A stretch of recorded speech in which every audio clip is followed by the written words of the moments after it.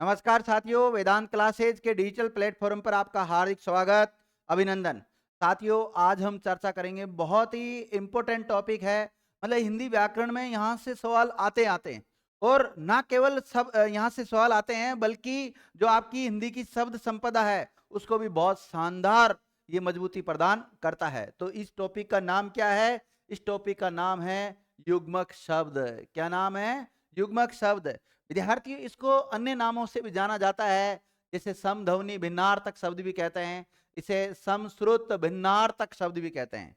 तो अगर आपके सिलेबस में समश्रुत भिन्नार्थक शब्द दिया हो, या समध्वनि भिन्नार्थक शब्द दिया हो, या युग्मक शब्द दिया हो, या युग्म शब्द दिया हो, बात एक ही है, पढ़ना इसी टॉपिक के बारे में है। सबसे पहले जानते हैं हम परिभाषा। ऐसे शब्द जो सुनने में एक जैसे लगते हैं परंतु उनके अर्थ में भिन्नता होती है। जैसे मैंने कल की क्लास में भी आपसे चर्चा की थी, जैसे दो शब्द लिखे हुए हैं, एक तो जरा इस प्रकार से लिखा हुआ है और जरा एक इस प्रकार से लिखा हुआ है। दोनों सुनने में तो एक जैसे लग रहे हैं, जरा जरा, लेकिन दोनों का अर्थ अलग अलग है विद्यार्थियों। इस जरा का मतलब होता है थोड़ा, और इस जरा का मतलब होता है वृद्धा, वृद्धावस्था के बारे में जो आता है। तो ऐसे बहुत सारे उदाहरण हैं। उदाहरणों के अपने पास सदैव कोई कमी नहीं रही है।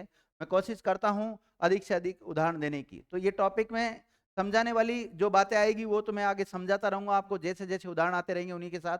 बाकी आप लास्ट तक बने रहना, और जितने भी लेक्चर मैं इस पे लेता हूँ सारे लेक्चर आप लेना विद्यार्थी, ठीक है।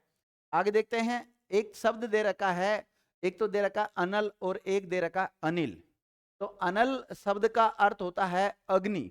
अनल का क्या होता है? अग्नि होता है। जबकि जो अनिल शब्द है ना, इसका अर्थ क्या होता है? हवा। तो अनल और अनिल, अनल का मतलब आग और अनिल मतलब हवा होता है। इसी प्रकार एक शब्द है अवलंब और एक शब्द है अविलंब। ये तो अवलंब, अवलंब का मतलब होता है सहारा। अवलंब का मतलब क्या होता है? सहारा होता है। और अविलंब, विलंब का मतलब होता है देरी, और अविलंब यानी कि बिना देरी के। तो इसका अर्थ क्या हो जाएगा? शीघ्र, तुरंत, या बिना देर किए हुए।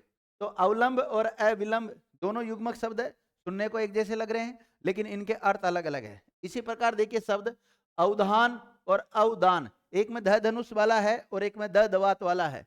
तो अवधान, अवधान का मतलब तो होता है सावधान, यानी कि ध्यान पूर्वक। और अवदान, अवदान का मतलब होता है देन या उपलब्धि। क्या होता है? देन या उपलब्धि होता है। तो ये अर्थ हमें पता होना चाहिए।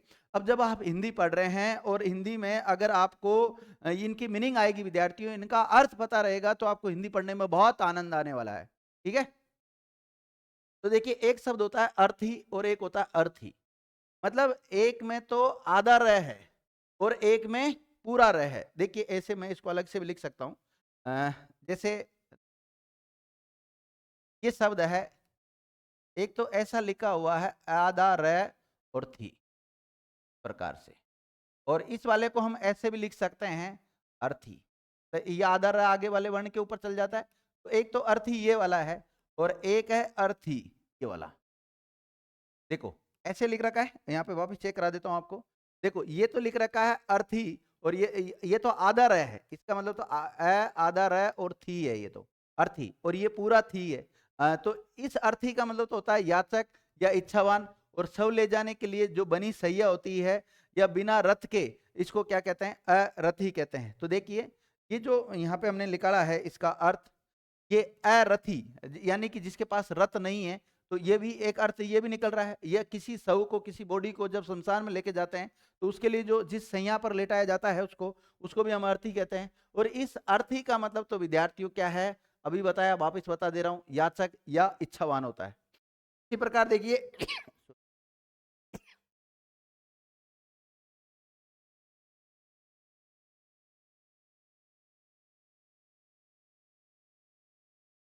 बात इतनी हो जाती है विद्यार्थी, जो कई बार तो जाम हो जाता है। देखिए अकथ, अकथ का क्या होता है? जिसके बारे में कहा ना जा सके। और एक शब्द होता है अथक। क्या होता है? अथक शब्द होता है। दोनों को अच्छी तरह समझने की कोशिश करना।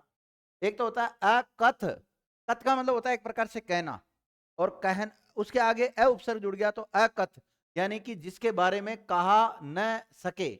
और अथक, थक का मतलब थकना, और अ का मतलब नहीं, यानी कि क्या हो जाएगा? जो थके नहीं। इसी प्रकार देखिए, एक होता है अपत्य और एक होता है अपत्य। एक तो होता है अपत्य, अपत्य का मतलब तो होता है संतान, और एक होता है अपथ्य, रोगी के अनुकूल भोजन न होना, या रोगी को जिस भोजन का परहेज करवाया जाता है उसको बोलते हैं अपथ्य। और पथ्य क्या होता है, जो रोगी को भोजन दिया जाता है उसको बोलते हैं पथ्य। और एक शब्द है जैसे अजर, अजर, जर का मतलब होता है बूढ़ा, ए का मतलब नहीं, यानी कि इसका अर्थ क्या निकल जाएगा, जो वृद्ध ना हो। एक होता है अजीर, क्या होता है, अजीर, यानी कि आंगन।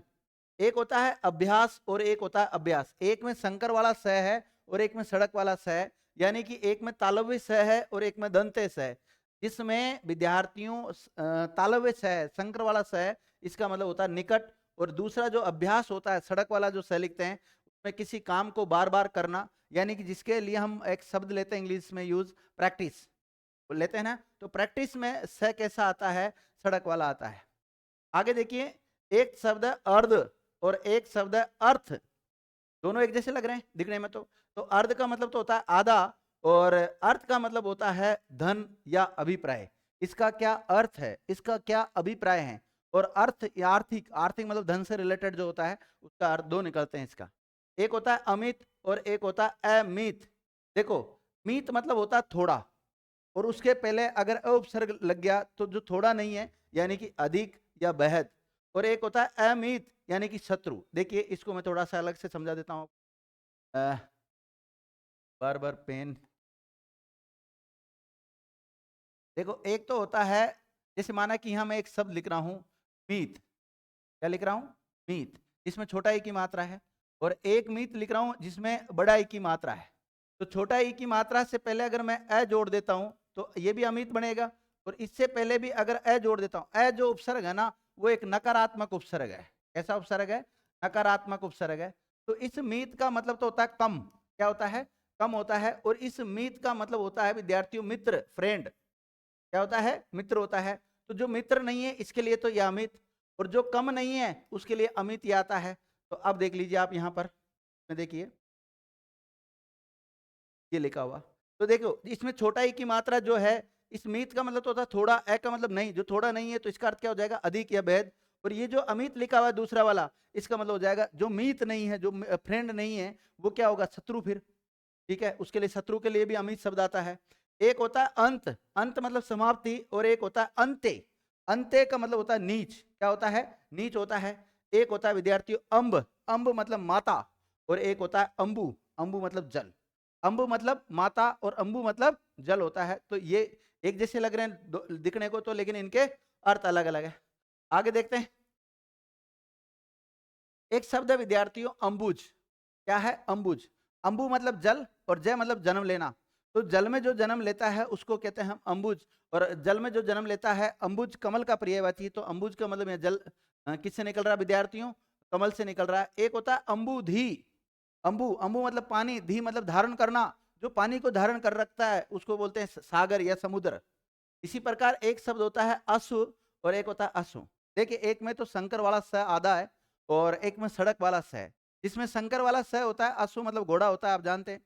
और दूसरा जो सड़क वाला स है, इसका मतलब होता है धनहीन, क्या होता है, धनहीन। बहुत ही इंपॉर्टेंट है, कई बार हम गलती कर देते हैं। जो छोटे छोटे विद्यार्थियों को हम पढ़ाते हैं, विद्यार्थियों लिखो घोड़े को क्या कहते हैं, असु कहते हैं, तो आधे विद्यार्थी सड़क वाला स लिख देते हैं, जो गलत हो जाता है, ध्यान रखना।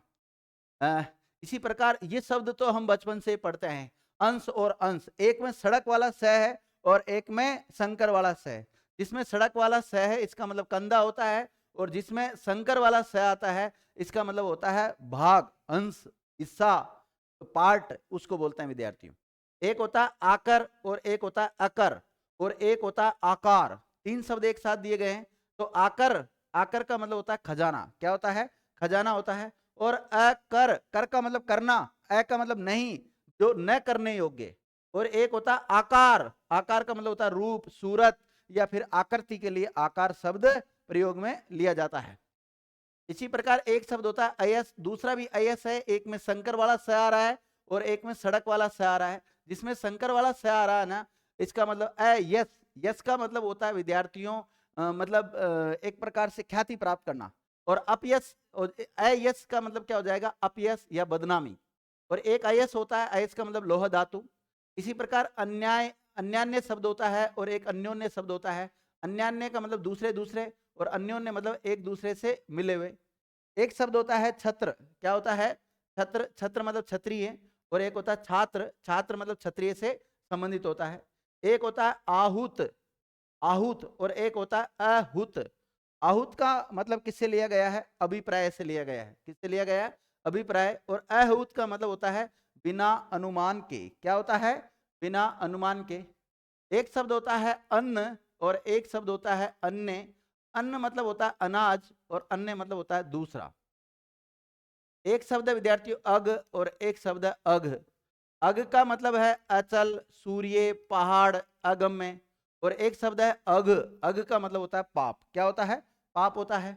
और एक शब्द देखिए, तीन शब्द है विद्यार्थियों, एक तो असक्त जिसमें सड़क वाला स है, और अशक्त यानी कि इसमें संकर वाला स है, और एक शब्द है आसक्त, इसमें भी सड़क वाला स है। तो असक्त शब्द का अर्थ क्या निकलता है? विरक्त। और अशक्त का मतलब होता है शक्तिहीन। शक्त का मतलब शक्ति से लिया गया, का मतलब नहीं। और आशक्त मतलब अनुरक्त। एक होता है अपक्षे और एक होता है अपथ्य। तो देखिए, अपक्षे का मतलब तो होता है निष्पक्ष, और अपथ्य का मतलब होता है हानिकर या स्वास्थ्य वर्धक। इस प्रकार का इसका अर्थ निकलता है। आगे देखिए, दो शब्द दे रखे हैं विद्यार्थियों, अपेक्षा और उपेक्षा। अपेक्षा का जो अर्थ निकलता है वो क्या निकलता है? उम्मीद या आवश्यकता।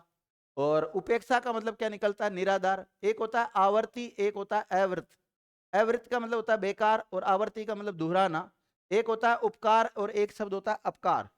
उपकार का मतलब होता है भलाई और अपकार का मतलब होता है बुराई। एक शब्द है अगर और एक दूसरा शब्द है आगर। अगर का मतलब होता है धूप बत्ती, और आगर का मतलब क्या होता है? झुंड होता है। क्या होता है? झुंड होता है। देखिए, एक शब्द है उभय और एक है अभय। उभय का मतलब होता है दोनों। क्या होता है? दोनों। और अभय, अभय का मतलब निर्भीक या निडर। एक होता है आहार और एक होता है अहर। आहार का मतलब होता है भोजन। क्या होता है? भोजन। और अहर का मतलब होता है पोखर या फिर तालाब को बोलते हैं। एक होता है असित और एक होता है असित। एक में संकर वाला स है और एक में सड़क वाला स है। जिसमें संकर वाला स आता है इसका मतलब होता है खाया हुआ, और असित इसका मतलब होता है काला। एक विद्यार्थी अब्ज और एक शब्द अब्द। अब्ज, अब का मतलब यहाँ पे विद्यार्थियों किससे लिया गया है? तो अब का मतलब यहाँ पानी से लिया गया है। अब्ज कहते हैं कमल को, अब्द कहते हैं बादल को। इसको कहते हैं बादल को, और कभी कभी वर्ष को भी अब्द कहते हैं। तो यहाँ अब्द के एक से अधिक अर्थ निकलते हैं। एक होता है आकृति, आकृति का मतलब शक्ल या बनावट। एक होता है अकृति यानी कि बुरा कार्य। एक अंधकारी और एक अंधकारी। अंधकारी में देखो छोटा ही की मात्रा लग रही, इसका मतलब महादेव। और अंधकारी का मतलब एक राग विशेष है। एक है अंगना और एक है अंगना। एक में अनुस्वार है और एक में अनुनासिक है। एक में बिंदु है, एक में चंद्र बिंदु है। तो जिसमें बिंदु है उसका मतलब अंगना का मतलब स्त्री होता है, और जिसमें चंद्र बिंदु आ रहा है उसका मतलब होता है खुला स्थान। एक विद्यार्थी अवधि और एक अवधि। अवधि जिसमें छोटा ही की मात्रा है वो निश्चित समय के लिए आता है, और अवधि एक भाषा है। ये सवाल तो कई बार पूछा जा चुका है एग्जाम में। सवाल क्या है विद्यार्थियों? दोनों एक जैसे लग रहा है हमें। एक में तो जो ई की मात्रा है वो छोटा ई की मात्रा है अवधि, और एक लिख रहा है अवधि। तो जिसमें बड़ा ई की मात्रा है ये तो एक भाषा विशेष है। ये तो भाषा विशेष के लिए आता है, और ये समय के लिए आता है। तो कई बार यहाँ से सवाल पूछा जा चुका है। पुराने एग्जाम में आए हुए सवाल आप पढ़ के देख लेना एक बार कि यहाँ से सवाल आए या नहीं आए। आपको खुद को पता लग जाएगा सर कहाँ से बता रहे हैं सारे उदाहरण। ठीक है, तो हमारे नोट्सों की यही खासियत है विद्यार्थियों, जो भी आपको पढ़ाया जाता है लगभग 80 से 90% जो आपको पढ़ाया जा रहा है उसी में से मिलता है। ठीक है, चाहे आप पुराने एग्जाम में आए हुए प्रश्नों को देख लो या आने वाले एग्जाम में आप देख लेना। जो भी एग्जाम दोगे आपको जो भी कंटेंट दिया जा रहा है बड़ा शानदार तरीके का कंटेंट है। हमारी तरफ से कोशिश रहती है बिल्कुल सिलेक्टेड मैटर लेके आने की, और यहाँ से बिल्कुल बाहर नहीं जाने की। अब एक्चुअली में क्या होता है, कुछ विद्यार्थी कहते हैं सर आप कम उदाहरण लिखाया करो। काफी विद्यार्थियों को मैसेज आते रहते हैं सर बहुत ज्यादा उदाहरण लिखा देते हो। विद्यार्थी कम उदाहरण लिखाएंगे तो आपको पता है मार्केट में इतने सारे स्रोत है आजकल, एग्जामिनर कहीं से भी उठा लेता है। तो फिर बाद में आप कहोगे सर आपने जो पढ़ाया इतनी मेहनत की उसमें से तो कोई हमें मिला ही नहीं। तो इसलिए उदाहरण तो आपको ज्यादा लिखने ही पड़ेंगे, ज्यादा याद करने। और कोई तरीका नहीं है विद्यार्थियों। अगर आप अच्छे लेवल की तैयारी कर रहे हो तो, और वैसे एज ए फॉर्मेलिटी कर रहे हो तो कोई दिक्कत नहीं, आप वीडियो मत देखो, मैं तो ये कहता हूँ। ठीक है, आगे देखते हैं। और देखिए विद्यार्थियों, एक शब्द है अवधूत और एक शब्द है अधूत। अवधूत का मतलब होता है सन्यासी या साधु, और अधूत का मतलब है अकंपित या निडर। एक शब्द है अध्ययन और एक है अध्यसन। अध्ययन का मतलब तो पढ़ना होता है और अध्यसन का मतलब होता है अति भोजन। एक है अनास और एक अनास, एक में संकर वाला शहर एक में सड़क वाला शहर। जिसमें संकर वाला शहर इसका मतलब तो नाश यानी कि निराश, जिसका नाश न हो ये भी होता है। नाश मतलब निराश, नाश करना, समाप्त करना। ए का मतलब नहीं यानी कि जिसका नाश न हो। और अनाश मतलब नासिका रहित। एक शब्द होता है अभिहित और एक होता है अविहित। अभिहित का मतलब होता है उक्त, मानवीय या कहा हुआ, और अविहित का मतलब अनुचित या न किया हुआ। इसी प्रकार शब्द है अभ्यास और अध्यास। अध्यास का मतलब होता है मिथ्या ज्ञान और अभ्यास का मतलब होता है बार बार प्रयत्न करना। एक शब्द होता है अधूरु, एक होता है अधूस। अधूरु का मतलब होता है अस्थिर और अधूस का मतलब होता है कंठ, प्रदाह या गले का एक रोग है। इसी प्रकार एक शब्द है विद्यार्थियों अनंग और एक शब्द है अनग। तो अनंग का मतलब तो होता है बिना शरीर का। तो अगर अनंग शब्द को हम टुकड़े करते हैं तो इसके टुकड़े क्या होते हैं, अन धन अंग होता है। तो अंग जिसके अंग नहीं है, कामदेव का पर्यायवाची अनंग शब्द। एक होता है अनग यानी कि बिना नग के, या बिना नग का जो होता है उसको अनग कह सकते हैं। इसी प्रकार एक शब्द होता है अनिरुक्त और एक होता है अनिरुद्ध।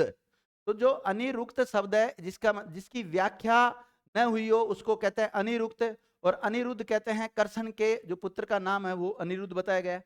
एक अवृत और अवृत्य यानी कि शास्त्र विहित नियम और एक धार्मिक कर्तव्य का उल्लंघन इसका अर्थ होता है।